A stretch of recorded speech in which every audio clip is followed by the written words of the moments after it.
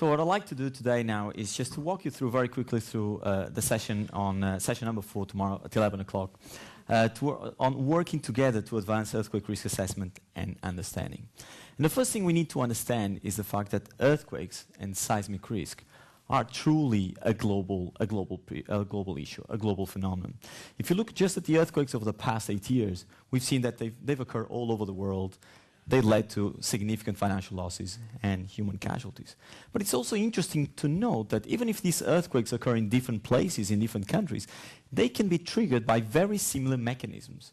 So scientists from different countries should really collaborate and work together on trying to understand better how these mechanisms work and develop better modeling tools. And the same happens to structural vulnerabilities. We've seen these collapsed structures in Algeria in 2003, but we've seen them also in China, we've seen them also in Turkey, we've seen them recently in New Zealand. So again, this phenomenon is common, and scientists should work together to advance the knowledge in these areas.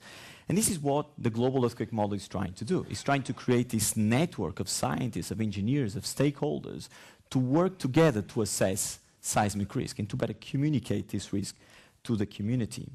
And underlying this effort is a public-private initiative. You really need to bring together, as Rowan so eloquently put it already, you really need to bring together the interest, the knowledge, the stakes of both the public and the private sector. And another tool that you really need to introduce is this concept that has been repeated time and again already today of regional collaboration. As we know, we've said it many times already, earthquakes have no idea what the political boundary is. So you really need to get the scientists from the different countries within a given region to come together in workshops and start collaborating, start sharing data, start developing methods and models together. So at the session tomorrow, we'll start with a talk by Dr. Atalay Ayele from Ethiopia that will walk us through the seismic hazard and the seismic risk to which the African continent and the African population are exposed to. But Dr. Ayele will also tell us a little bit more. He will also tell us that in order to tackle this problem, what we need to do is to actually build on existing capacity, on existing local capacity, rather than going immediately through an effort of reinventing the wheel. So we'll pay attention to that. Then Dr. Dumizai John from Zimbabwe will, however, recall us that maintaining this local capacity is a challenge and can be quite a challenging in this continent. And we'll try to understand how to better tackle. And one possibility of this will be introduced by Dr. Helen Crowley from the GEM Foundation.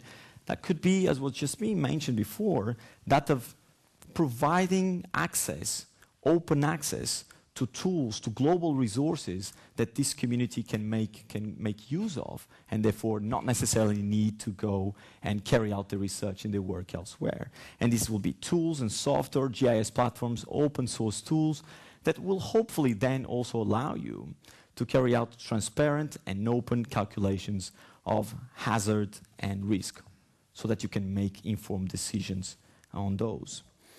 The last talk of the session will then be by Dr. Ray Durham that will walk us through this Sub-Saharan Africa regional program that is being tried to set up in this region, and where the main final goal will be that of developing decision-making tools, transparent, open decision-making tools that will, however, be based on state-of-the-art, community-based scientific work looking at the issues of seismicity, of exposure, and vulnerability.